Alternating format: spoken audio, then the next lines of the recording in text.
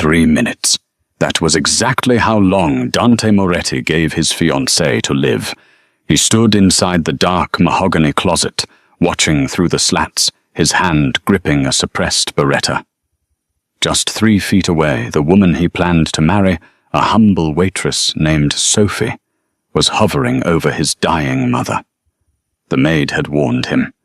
She claimed Sophie was an assassin, sent by a rival family to finish the job. Dante didn't want to believe it, but the evidence was undeniable. He watched Sophie pull a strange, unlabeled vial from her pocket. She uncorked it. She moved toward the oxygen mask. Dante raised his gun, his heart shattering. He was ready to pull the trigger. But then, the maid walked in, and Sophie turned around.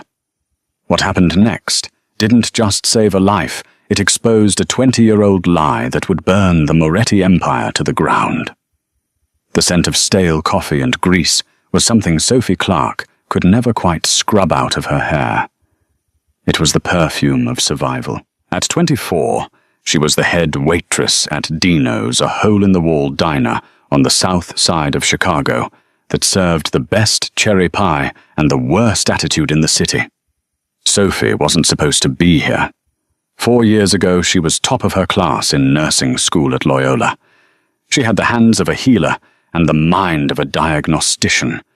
But when her father's debts to the wrong kind of loan sharks came due, tuition money became stay-alive money. She dropped out, picked up an apron, and buried her dreams under double shifts and polite smiles. Then she met Dante. He wasn't a loan shark. He was a whale. Dante Moretti, the man who owned the construction firms, the shipping logistics, and half the politicians in Illinois. He had come into the diner late one rainy Tuesday, looking like he carried the weight of the world in the lines of his Italian silk suit. She hadn't fawned over him.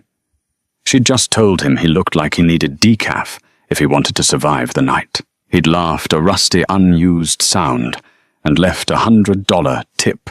6 months later, there was a ring on her finger worth more than the entire diner. But a diamond didn't buy acceptance. "You're trembling," Dante said, his voice a low rumble that vibrated against her back. Sophie looked up from the passenger seat of the armored SUV. They were passing through the wrought-iron gates of the Moretti estate. It wasn't a home. It was a fortress of grey stone and manicured hedges that looked sharp enough to cut skin. "I'm not trembling," Sophie lied, clutching her purse tighter. Inside was her inhaler and a small notebook she used to track her father's remaining debts. Your mother doesn't like me, Dante. We both know that." Dante reached over, covering her rough, chapped hand with his smooth, manicured one. "Isabella is traditional. She thinks I need a strategic alliance, a wife from the Genovese or the Vitti family. She sees a waitress and she sees a weakness." "And what do you see?" Sophie asked the question she asked him every week. Dante's eyes, usually dark and guarded, softened. "I see the only person who hasn't asked me for a favor in 6 months. I see peace, Sophie. You are my peace." The car stopped. The gravel crunched like bones breaking. Waiting at the top of the stairs was Greta.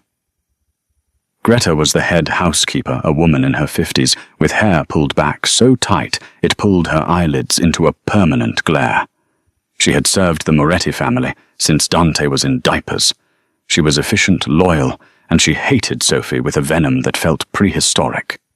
"Mr. Moretti," Greta said, ignoring Sophie completely. "The doctor is upstairs. It's bad." Dante's demeanor shifted instantly. The lover vanished. The Don appeared. He was out of the car before the driver could open the door. Sophie scrambled to follow her heels, clicking frantically on the marble steps. "What happened?" Dante demanded, striding through the foyer. "She collapsed after tea," Greta said, her voice trembling with what sounded like genuine fear. "Her heart rate spiked. She's hallucinating. Dr. Aris says her kidneys are failing." They burst into the master bedroom. It smelled of lavender and decay. In the center of the massive four-poster bed lay Isabella Moretti. She was once a terrifying beauty. Now she looked like a wax figure left too close to a fire. Her skin was grey, her breathing ragged. Dr. Aris, a private concierge doctor on the Moretti payroll, was checking a monitor. He looked pale. "Dante," Isabella rasped. Her eyes were milky, unfocused. "My boy." Dante fell to his knees beside the bed, burying his face in her hand. "I'm here, Mama, I'm here." Sophie stood in the doorway, feeling like an intruder. But her instincts, the ones honed in nursing clinicals and late-night study sessions, kicked in. She watched the monitor. Tachycardia, erratic rhythms, but her skin is dry, not clammy. Sophie stepped forward. "What is she on?" she asked. Dr. Aris looked at her with disdain. "Excuse me, Miss Clark. This is a medical situation." "I know," Sophie said, her voice gaining a surprising steeliness. "I'm asking what medications she was administered today, because that monitor shows atrial fibrillation, but she's not sweating. That's inconsistent with a standard heart failure episode." Greta stepped between Sophie and the bed. "You have no business here. You serve coffee, girl. Go to the kitchen where you belong." "Dante," Sophie pleaded. "Something isn't right. Look at her pupils, they're pinpoint." Dante looked up, his eyes red and wild with grief. "Sophie, please, not now. Wait in the hall." "But I said get out," Dante roared. Sophie flinched as if he'd struck her. She backed away, her heart hammering. As she turned to leave, she caught Greta's eye. The maid wasn't looking at Dante or Isabella. She was looking at Sophie. And for a split second, there was no grief in Greta's face, only a triumphant, chilling smirk. Sophie closed the door, leaning against the cold wall of the corridor. She knew that look. She had seen it on the streets. That was the look of someone who had just won a hand of poker by cheating. Sophie didn't go to the kitchen. She went to the library, pulled out her phone, and began to research. She had to save Isabella. Not because she liked the woman, but because if Isabella died tonight, Sophie knew with terrifying certainty that she would be blamed for it. 3 days passed. The atmosphere in the Moretti estate was suffocating. Isabella was slipping in and out of a coma. The best specialists from Zurich and New York had been flown in, but they were baffled. They called it rapid onset autoimmune failure. They offered palliative care. Dante was a ghost. He spent his days in his study and his nights by his mother's bedside. He barely looked at Sophie. And Greta was working her magic. It was Tuesday evening when Dante sat in his office, a glass of bourbon untouched on his desk. There was a knock. Greta entered, clutching a white apron. Sophie's apron from the kitchen. "Boss," Greta whispered, using the title she rarely used. I didn't want to bring this to you. I know you love her." Dante looked up, his eyes hollow. "What is it, Greta?" Greta walked forward and placed a small, clear Ziploc bag on the desk. Inside was a pinch of dried, crushed leaves. Foxglove. Digitalis, a powerful heart stimulant that in high doses caused cardiac arrest. "I found this in Miss Sophie's coat pocket when I was hanging it up." Greta lied smoothly. "I thought it was tea at first, but my grandmother, she used to grow herbs. I recognized it." Dante stared at the bag. The world seemed to tilt on its axis. "Foxglove. It mimics heart failure, sir," Greta said, her voice dropping to a conspiratorial hush. "And I've seen things. When she brings your mother water, when she adjusts the pillows, Miss Sophie is always alone with her for a few moments." "Stop," Dante warned, his voice dangerous. "Sir, you have to face it." Greta pressed, playing the role of the concerned servant perfectly. She's a waitress with a mountain of debt. We ran a check on her father last week. Did you know he owes 50 grand to the Vitti family? The Vitti family, sir. Your enemies. Dante's blood ran cold. He didn't know that. Sophie had never told him the debt was to the Vittis. If the Vittis bought her, Greta let the sentence hang in the air like smoke. She kills your mother. You are devastated. The organization is weak. The Vittis strike. Dante stood up. He walked to the window, looking out at the rain-lashed grounds. He wanted to kill Greta for saying it. He wanted to fire her on the spot. But the logic, it was a jagged pill, but it fit down his throat. Sophie did have medical knowledge.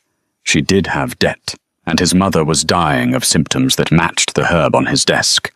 "Get out," Dante said. "Sir, leave the bag. Get out." When she was gone, Dante picked up the phone.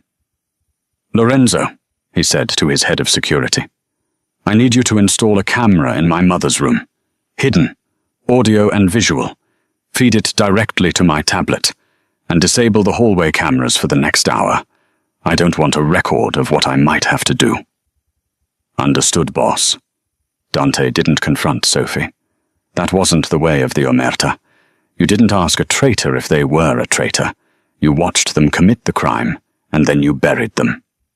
That night, the storm knocked out the estate's main power grid. The backup generators kicked in, bathing the mansion in a dim emergency amber glow.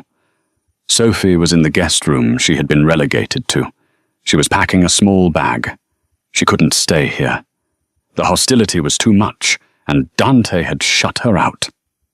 But she couldn't leave Isabella to die. Earlier that day, while the nurses were on break, Sophie had managed to sneak a sample of Isabella's urine from the catheter bag. She had used a cheap over-the-counter toxicology test she bought at a pharmacy, the kind used by parents to test kids for drugs. But she had modified it to test for heavy metals, a trick she learned in her chemistry labs. The test hadn't shown digitalis. It hadn't shown autoimmune markers. It turned a deep, violent purple. Thallium, the poison of the assassin, odorless, tasteless, and slow. It caused hair loss, nerve damage, and organ failure. It was an old-school mob method.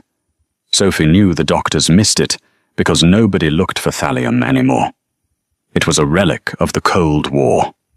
She also knew that the only person who prepared Isabella's special herbal tea every morning wasn't the kitchen staff. It was Greta. Sophie looked at the clock. 2 a.m. The night nurse usually dozed off in the chair outside the room around this time. Sophie reached into her bag. She didn't have the standard antidote, Prussian blue. She couldn't get a prescription without alerting Dante, and if she told Dante that his beloved Greta was the killer, without proof he would throw her out. But Sophie had the next best thing. Activated charcoal and a solution of potassium. She had compounded herself in the kitchen, using dietary supplements. It was a desperate battlefield medical fix. She put the solution into a small glass vial. She put on her robe. She walked down the silent, shadowed hallway toward the room where death waited. Inside the room, the shadows were deep. Sophie opened the door quietly. The night nurse was indeed asleep in the hall, snoring softly. Sophie slipped inside and closed the door. She approached the bed. Isabella's breathing was a rattle, the sound of a soul trying to detach from a body. Sophie took a deep breath. "I've got you, Isabella. Hold on." She didn't know that 10 feet away, behind the louvered doors of the walk-in closet, Dante Moretti was standing in the dark. He saw her silhouette. He saw her reach into her pocket. He saw the vial. Greta was right, Dante thought, a tear finally tracking down his cheek. She's going to finish it. He raised the Beretta. He aimed it directly at the base of Sophie's skull. He thumbed the safety off. Click. The sound was microscopic, but in the silence of the sick room, it was like a thunderclap. Sophie froze. "Drop it," Dante said. His voice was dead. It wasn't a shout. It was a command wrapped in absolute heartbreak. Sophie didn't turn around immediately. Her hand hovered over the oxygen mask, the vial of black liquid trembling slightly in her grip. "Dante," she whispered, her voice cracking. "It's not what you think. I said drop it." Dante stepped out of the closet, the suppressed barrel of the gun leveling at her spine. "Turn around. Slowly. Keep your hands where I can see them." Sophie slowly caped the vial and turned. The sight of him broke her. He wasn't the powerful Don she knew. He was a wounded animal lashing out. His eyes were rimmed with red, his jaw set so hard, a muscle feathered in his cheek. "You checked my father's debts," Sophie said, realizing the source of his rage. It wasn't a question. 50,000 to the Vitti family. Dante spat the words out. "You didn't think to mention that. You didn't think to mention that the people trying to dismantle my empire own your family." "I didn't tell you because I was ashamed," Sophie cried, tears spilling over. "I didn't want you to pay it. I wanted to fix it myself. I'm not one of your charity cases, Dante. So you made a deal with them instead." Dante took a step closer, the gun never wavering. "They wipe the debt. You wipe out my mother. Is that it? Is that the price of a life in your world?" "Sophie, 50 grand. "No," Sophie stepped forward right into the line of fire. "Dante, look at me. Really look at me. Do you think I could do that? Do you think I could kill the woman who gave birth to you? I don't know who you are anymore." Dante said, his voice trembling. "Greta found the foxglove in your coat. I saw the vial in your hand just now. You were going to pour poison down her throat while she slept." "It's not poison," Sophie held up the vial. "It's activated charcoal and potassium. It binds to toxins." "Lies," Dante hissed. "Put it down." "I won't," Sophie said, clutching the vial to her chest. "She doesn't have heart failure, Dante. She has thallium poisoning." Dante paused. The specificity of the word threw him off balance. "Thallium, it's a heavy metal." Sophie spoke fast, desperate, to get the words out before he pulled the trigger. "It's old school. It mimics autoimmune diseases. It causes nerve pain, tachycardia, and—" She pointed to the pillow behind her. "Look at the pillow, Dante." Dante frowned, his eyes flicking to the bed for a fraction of a second. "Look at it!" Sophie screamed. Dante looked. On the white silk pillowcase surrounding Isabella's pale head were clumps of silver hair, not just a few strands from aging chunks. "Thallium causes alopecia," Sophie said, her voice dropping to a harsh whisper. "Rapid hair loss. Heart failure doesn't do that. Autoimmune disease doesn't happen that fast. Someone has been feeding her rat poison, Dante, for weeks." Dante lowered the gun an inch. He remembered his mother complaining about her hairbrush being full 3 days ago. He had dismissed it as stress. "Greta found the foxglove," Dante muttered, confusion clouding his rage. "Why would she lie?" "Because," Sophie said, stepping closer to the bed, "Greta is the only one who prepares your mother's morning tea. The kitchen staff told me. No one else is allowed to touch it." Dante felt the room spinning. The narrative he had built, the one where Sophie was the villain and Greta the loyal servant, was cracking. But fear was a powerful anchor. "If you're lying," Dante said, raising the gun back up, "I will kill you myself. I won't let the guards do it. It will be me." "If I'm lying, she dies anyway," Sophie said, turning her back to the gun. She uncorked the vial again. "But if I'm right, this will buy her time until we can get her to a hospital for dialysis." Dante's finger tightened on the trigger. His training told him to shoot. His heart screamed at him to trust the woman who had held him while he cried. Sophie lifted the oxygen mask. She tilted Isabella's head back. Dante stopped breathing. He watched the black liquid disappear into his mother's mouth. He waited for the convulsions. He waited for the flat line. Isabella coughed. She swallowed. And then she took a deep, shuddering breath. The frantic beeping on the heart monitor slowed. 140 beats per minute. 130. 120. It binds to the poison in the stomach, Sophie whispered, wiping Isabella's mouth. It stops the absorption. Dante lowered the gun. He fell back against the closet door, the adrenaline crashing out of him, leaving him weak. He looked at Sophie, really looked at her, and saw the terror in her eyes. Not the terror of being caught, but the terror of losing him. Sophie, he breathed. Before she could answer, the bedroom door flew open. Greta stood in the doorway, a silver tea tray in her hands. She stopped dead. She had expected to walk into a crime scene. She had expected to see Dante standing over Sophie's bleeding body, the problem solved, the Vitti debt framed as the motive. Instead, she saw Dante leaning against the wall, his gun at his side. She saw Sophie alive, standing by the bed. And she saw Isabella breathing deeply, color faintly returning to her cheeks. The tray rattled in Greta's hands. The china clattered. "Mr. Moretti." Greta's voice was high, tight. I heard voices. "Is everything—" She looked at the vial on the nightstand. The black residue of the charcoal. Dante pushed himself off the wall. His face was a mask of cold fury, but this time it wasn't directed at Sophie. He moved like a panther, silent and lethal, placing himself between Greta and the bed. "Come in, Greta," Dante said softly. Too softly. Greta took a tentative step inside. Her eyes darted around the room, assessing the threat. She was a survivor. She had survived the brutal world of the Chicago underworld for 30 years by being invisible and indispensable. Now she was exposed. "What is that?" Greta pointed a shaking finger at the vial. "What did she give her?" "Oh my God. Sir, did she poison her right in front of you? It's an antidote," Sophie said, her voice steady now that Dante was beside her. "For thallium." Greta's face twitched.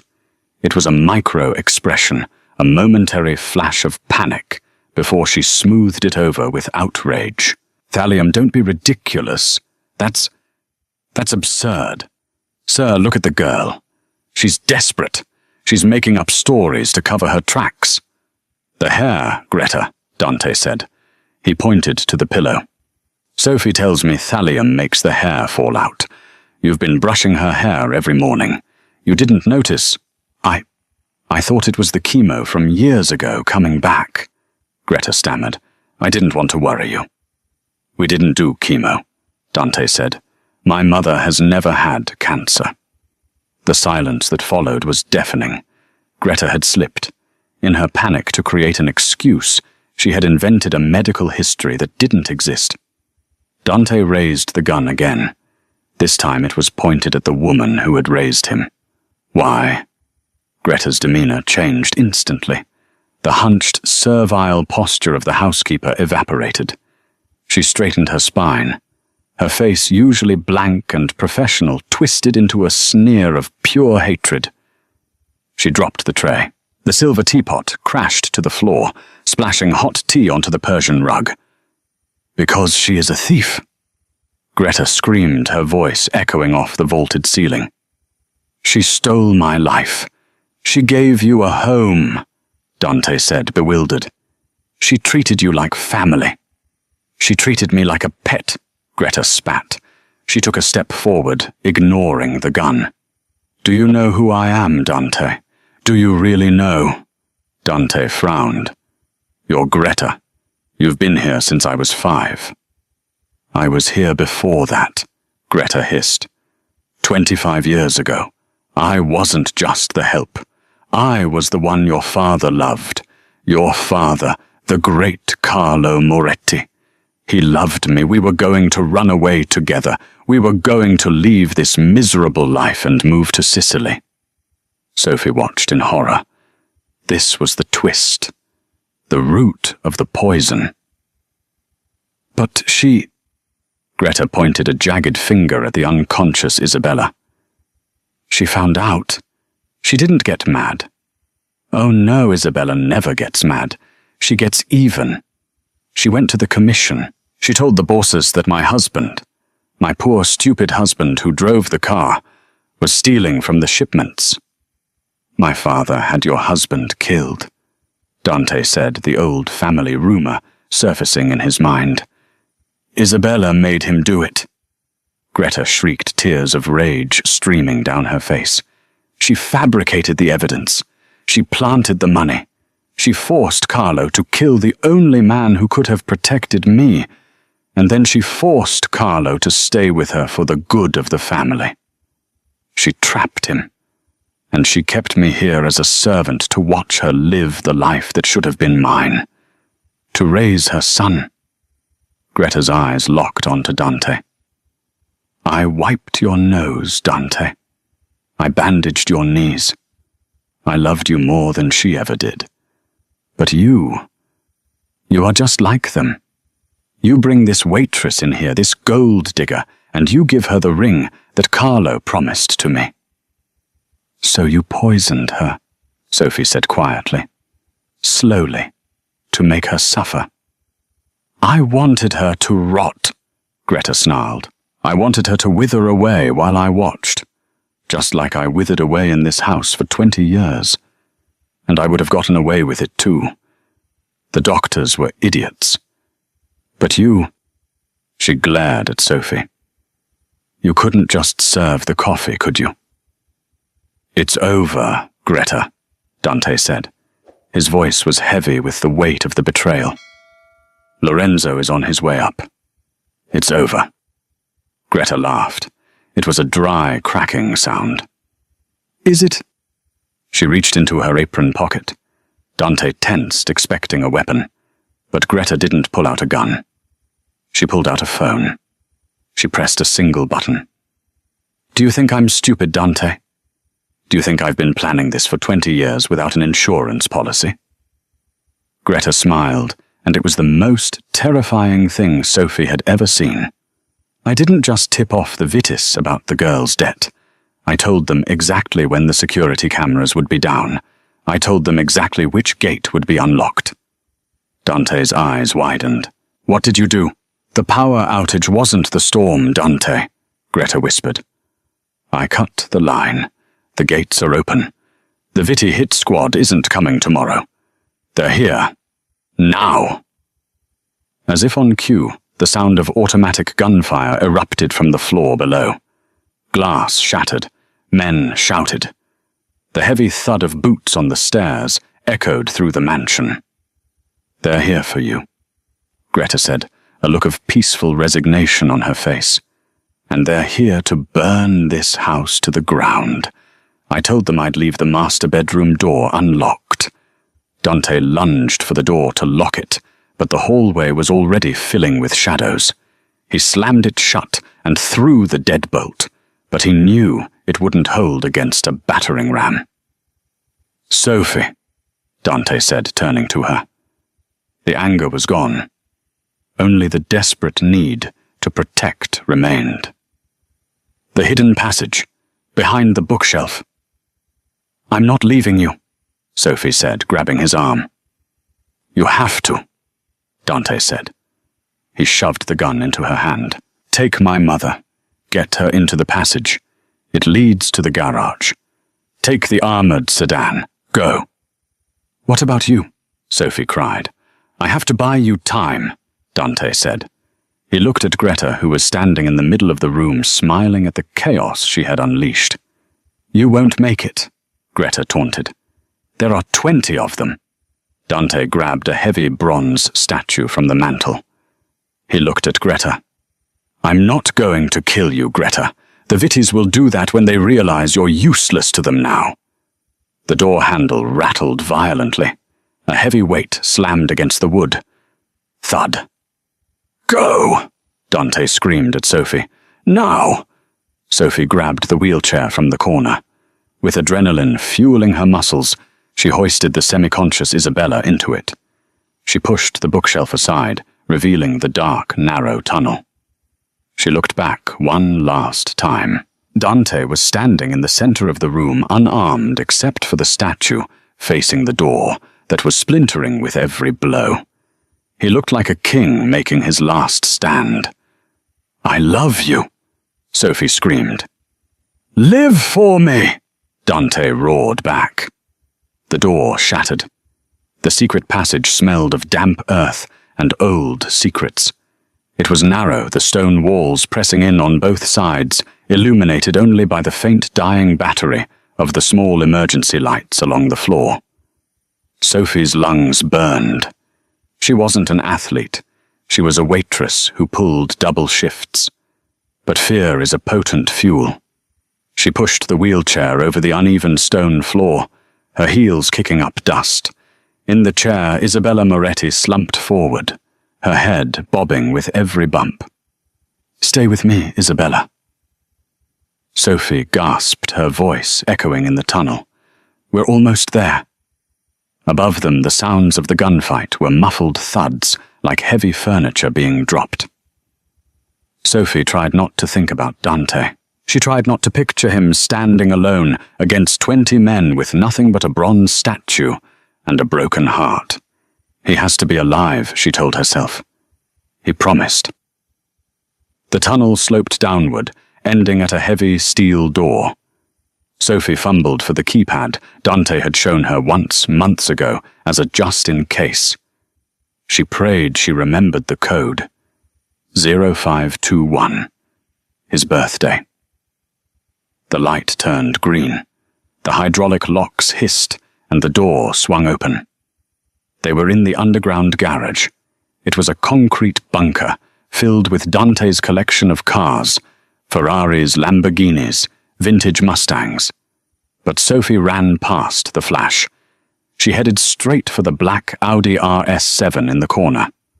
Dante had told her it was up-armored, bulletproof glass, run-flat tires, a tank disguised as a luxury sedan. She opened the passenger door and struggled to lift Isabella.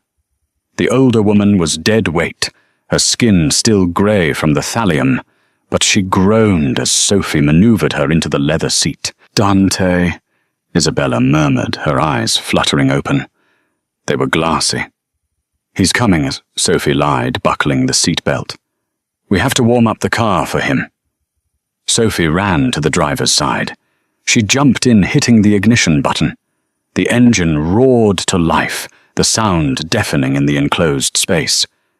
Suddenly, the garage elevator dinged. Sophie froze.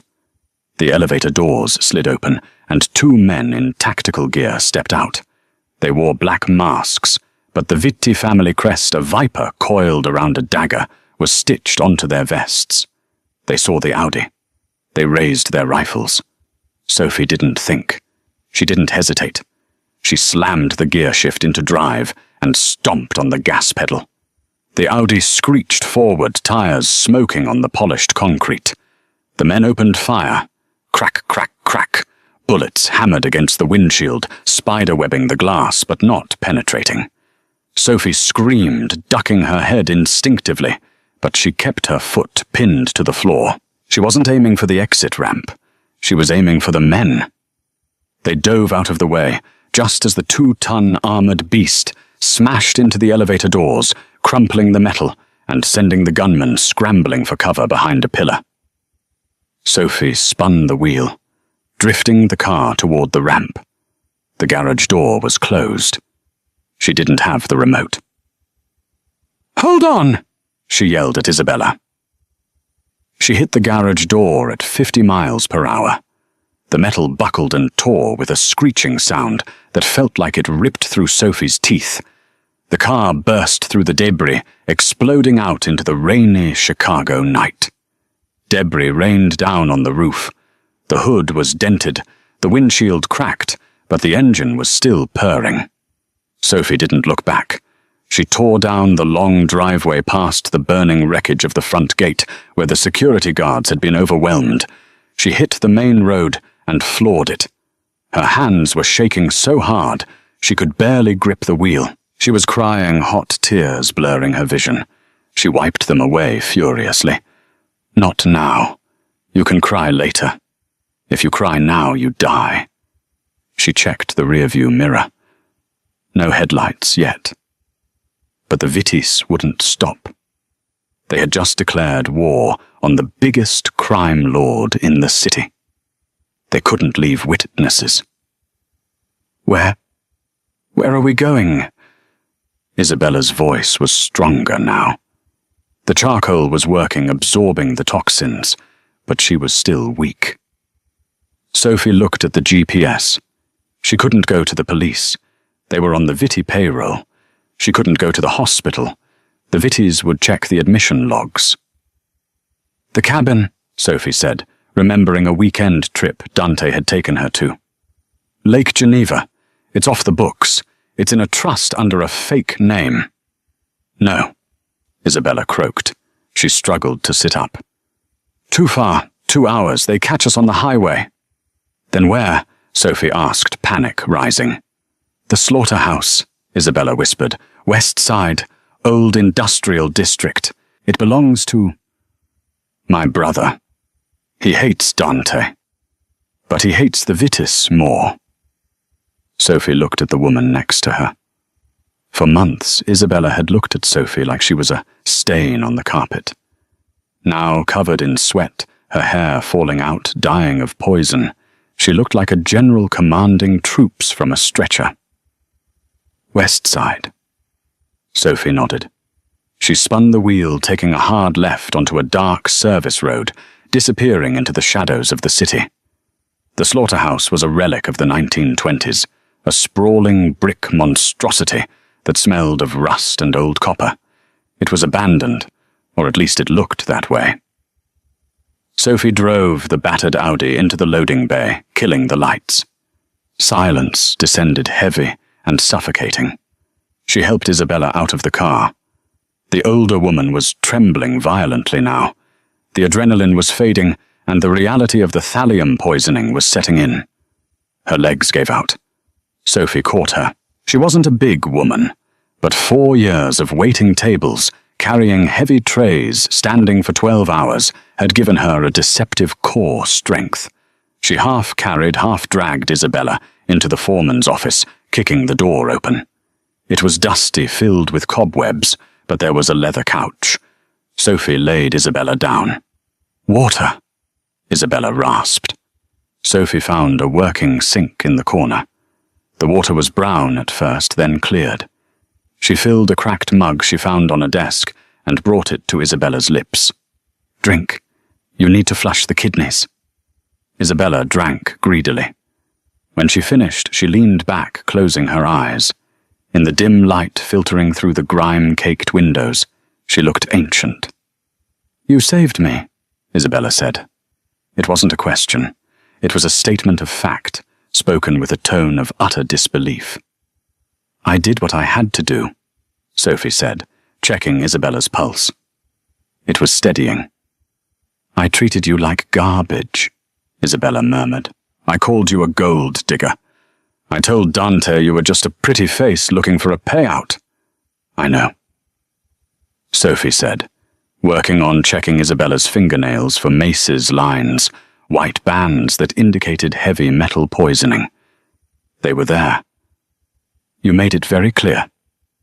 Why? Isabella opened her eyes. The milky haze was gone, replaced by a sharp, piercing intelligence. Why save me? Why not leave me in that bed? Greta would have taken the fall. You would have had Dante all to yourself. You would have been the grieving fiancée. Sophie stopped. She looked at the woman who had made her life hell. Because I love him, Sophie said simply. And you are half of him. If you died, it would destroy him. And I won't let anything destroy him. Isabella stared at her for a long time. Then, for the first time in 6 months, her face softened. It wasn't a smile exactly, but the mask of the matriarch cracked. "You have his fire," Isabella whispered. "I didn't see it before. I saw the apron. I didn't see the steel underneath." "The apron is armor," Sophie said. "You deal with hungry, angry people for minimal wage. You learn to handle anything." Suddenly, Sophie's phone buzzed. She had kept it off to avoid tracking, but she had turned it on just now to check the news. A message from an unknown number. Sophie's heart hammered against her ribs. She opened it. It was a picture. Sophie covered her mouth to stifle a scream. The photo was of Dante. He was tied to a chair in what looked like a basement. His face was swollen, one eye stamped shut with a bruise. His shirt was torn, stained with blood. But he was alive. He was looking at the camera with a defiant sneer. Below the picture was a text. Trade. The mother for the son. Midnight. The docks, Pier 4.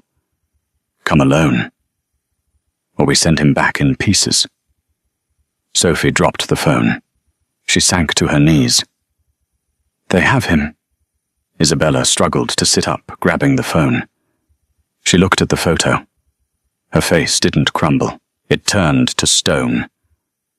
"The Vittis," Isabella hissed. "They didn't kill him. That means they need something. They need the access codes to the offshore accounts. Dante is the only one who has them." "They want to trade," Sophie said, her voice shaking. "You for him." "Then we give them what they want," Isabella said coldly. "Watson," Sophie looked at her in horror. "I'm not handing you over to be executed." "I'm dying anyway, girl," Isabella snapped. "Look at me. The poison is in my marrow. Even with your charcoal, I have maybe a year. Maybe less. Dante has 50 years. He is the head of the family." "No." Sophie stood up. "I'm not trading lives. That's not how this works." "This is the Mafia, Sophie," Isabella shouted, then coughed violently. "That is exactly how this works. A life for a life." "Not in my world," Sophie said. She began to pace the small office. Her nursing mind was taking a back seat. Her survival mind was taking the wheel. She thought about the debts. She thought about the Vitti family structure. She thought about Greta. "Greta," Sophie said suddenly. "What about the traitor? Greta sold us out for money and revenge," Sophie said. "She thinks she won. She thinks the Vittis are her friends now." "The Vittis don't have friends," Isabella scoffed. "They have assets and liabilities. Greta is a loose end." "Exactly." Sophie turned to Isabella. "Dante told me once that the Vitti boss, Luca, is paranoid. He trusts no one. If he thought Greta was playing both sides—" "What are you thinking?" Isabella asked, watching the young woman transform. Sophie picked up the phone. "I'm not going to Pier 4 to surrender. I'm going to Pier 4 to negotiate. But I need leverage. Who is the one person Luca Vitti fears?" Isabella's eyes widened. "The Russian, Volkov, the supplier." "Does Volkov know that the Vittis just attacked the Moretti estate?" Sophie asked. "Does Volkov know that the Vittis are trying to take over the distribution routes that Volkov uses?" "No." Isabella said, a slow smile spreading across her face.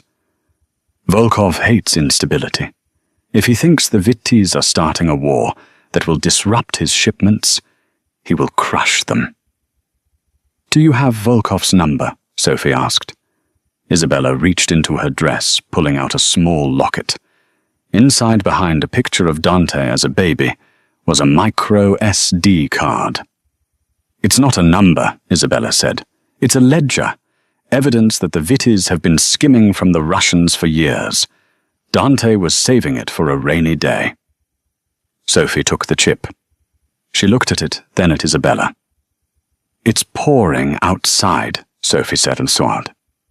She put the chip in her phone. "I need you to stay here," Sophie said, checking the magazine of the handgun she had taken from the Audi's glove box. She had never fired a gun in her life, but she knew the safety mechanism from watching Dante. "You can't go alone," Isabella protested. "You're a waitress." Sophie racked the slide. She looked at her reflection in the dirty window. Her hair was messy, her dress was torn, and she had grease on her cheek. She didn't look like a waitress. She looked like a Moretti. "I'm not just a waitress," Sophie said. "I'm the woman who is going to burn the Vittis down." She turned to the door. "Lock it behind me. If I'm not back in 2 hours, call the police and turn yourself in. It's the only way you'll be safe." "Sophie," Isabella called out. Sophie paused. "Make them pay," Isabella said. Sophie walked out into the rain. The rain at Pier 4 didn't fall. It hammered. It was a torrential sheet of water that blurred the neon lights of the city skyline across the river, turning the world into a smudge of grey and black. Sophie stepped out of the taxi she had hailed 3 blocks away. She had wiped the grease from her face, but she hadn't fixed her dress. She wore the torn hem, like a battle scar. In her hand, she clutched her phone. In her pocket, the heavy, cold weight of the gun she prayed she wouldn't have to use. The pier was a graveyard of rusted shipping containers. In the center, under the harsh glare of halogen floodlights, stood a convoy of black SUVs. And there was Dante. He was on his knees in the wet asphalt, his hands zip-tied behind his back. A man stood behind him, a gun pressed to the base of his skull. Dante looked up as Sophie approached. His face was battered, one eye sworn shut. But the good eye went wide with terror. "Sophie, no!" He screamed, his voice raw. "Get out of here! Run!" The man holding the gun pistol whipped him. Dante slumped forward, groaning. Sophie didn't flinch. She didn't run. She walked steadily toward the light, her heels clicking a rhythmic death march on the pavement. A man stepped out from between the SUVs. He was short, thick-necked, wearing a trench coat that cost more than Sophie made in a year. Luca Vitti, the man who wanted to eat the city. Well, well. Luca laughed, the sound carrying over the storm. "The waitress. I thought you'd be halfway to Kansas by now." He looked behind her, scanning the darkness. "Where is the old woman? Where is Isabella?" "She's not coming," Sophie said. Her voice wasn't loud, but it cut through the rain. Luca's smile vanished. "That wasn't the deal, sweetheart. The deal was a life for a life. You want your fiancée back. You give me the matriarch." "I'm changing the deal," Sophie said, stopping 10 feet away. The Vitti soldiers laughed. It was a cruel, wolfish sound. "You're changing the deal," Luca mocked, stepping closer. You serve coffee, girl. You don't make demands. You have 10 seconds to tell me where Isabella is, or I blow his brains out all over your shoes." He raised his hand. The man behind Dante cocked the hammer of his gun. 5 seconds, Luca yelled. "I have the ledger," Sophie shouted.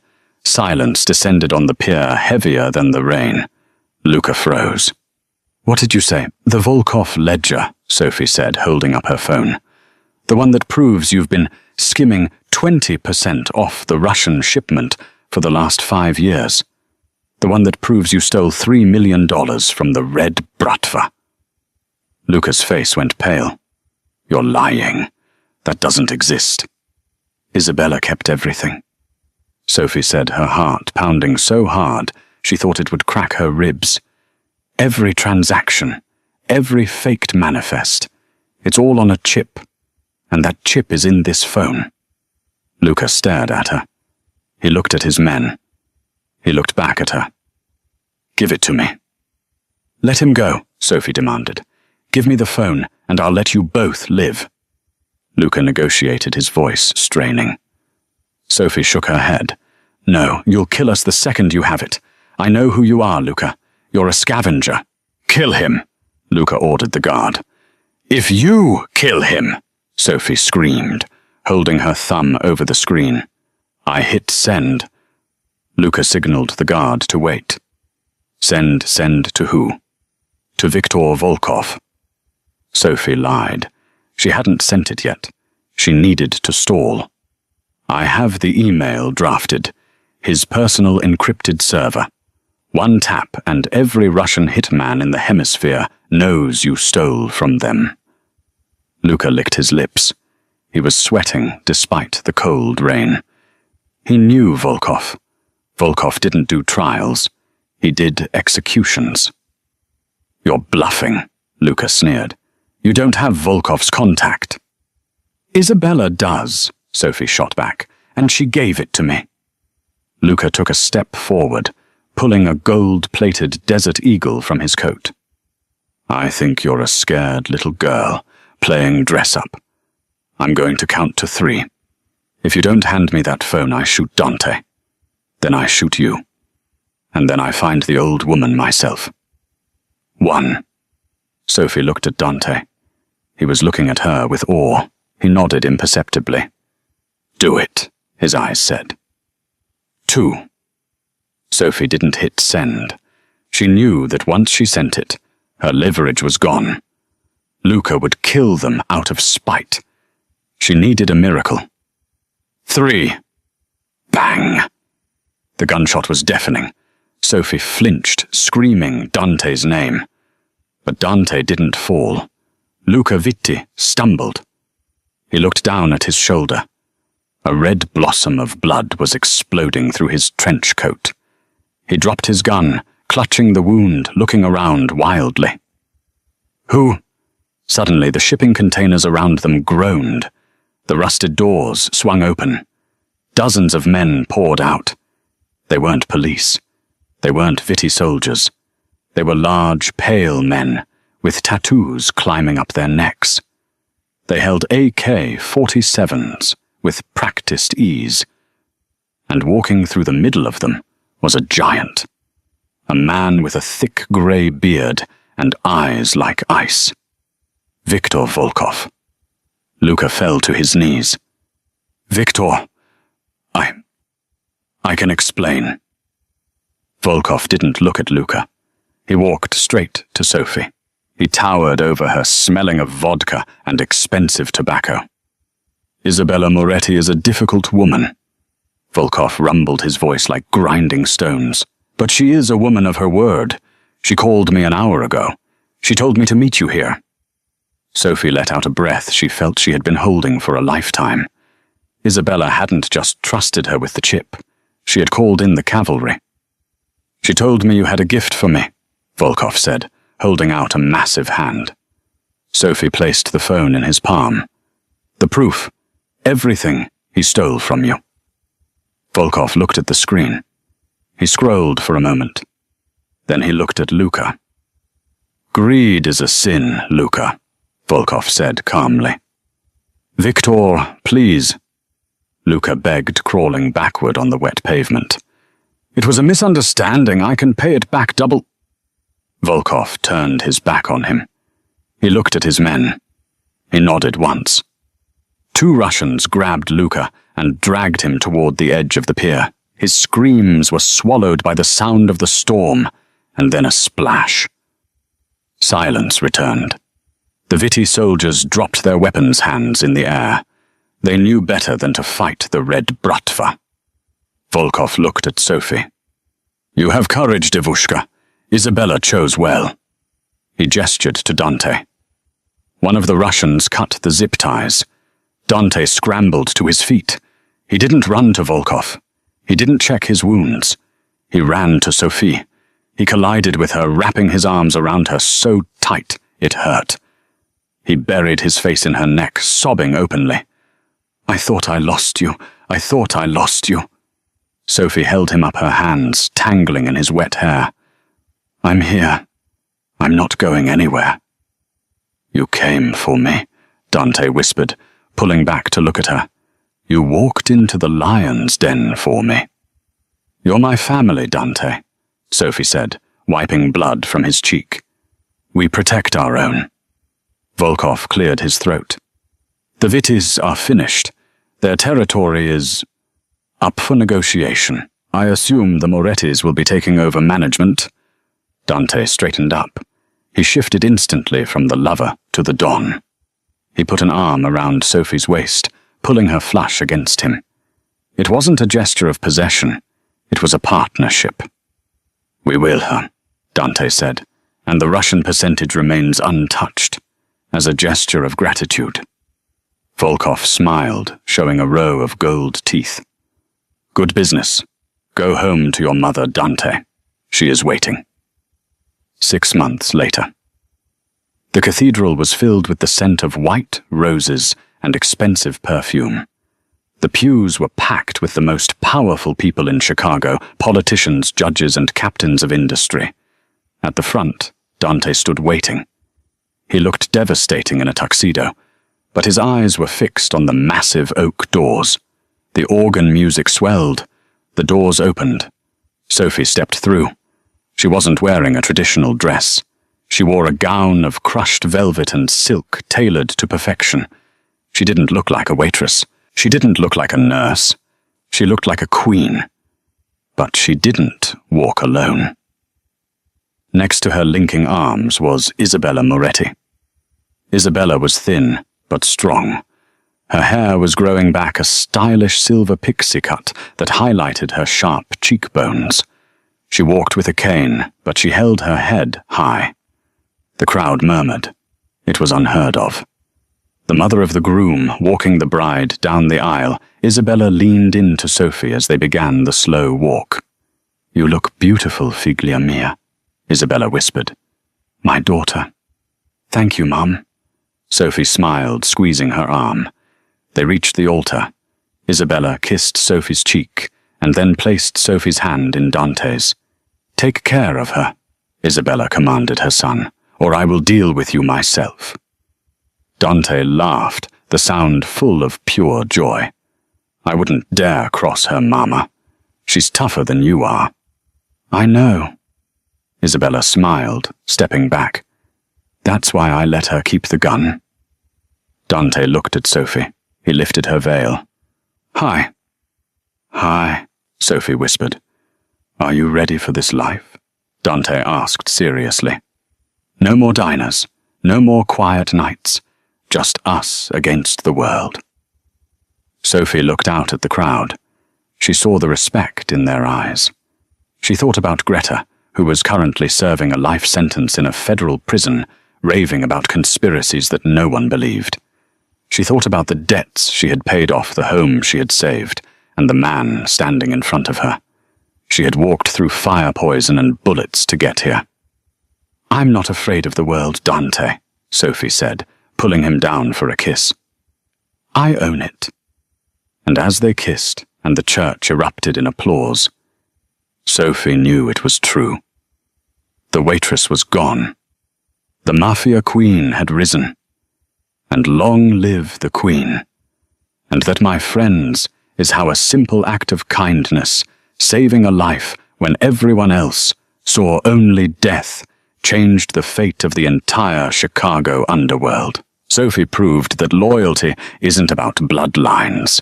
It's about who stands by you when the gun is pointed at your head.